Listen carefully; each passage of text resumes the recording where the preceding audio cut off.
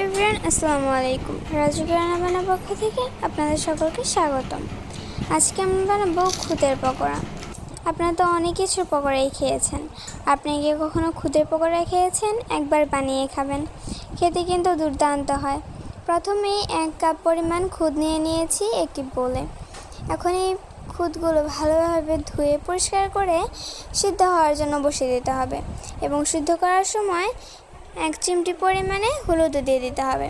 সিদ্ধ করা হয়ে গেলে খুদগুলো একটি বোলে নিয়ে কাঁচামরিচ, পেঁয়াজ এবং তার সাথে কিছু মশলা যেমন হলুদ, রসুন বাটা, জিরে, আস্ত জিরে, কালো জিরে এবং পছন্দ মতো কিছু মশলা দিয়ে ভালোভাবে মাখিয়ে নিতে হবে।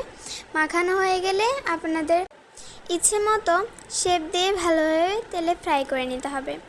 তেলে মুচমুচু করে ফ্রাই করে নেওয়ার পর তৈরি হয়ে যাবে আমাদের এই সুস্বাদু খুদের বড়া। খুদের বড়াগুলো খেতে দুর্দান্ত হয় এবং অনেক মচমচে হয়। আপনাদেরকে শব্দটা শোনাচ্ছি, দাঁড়ান।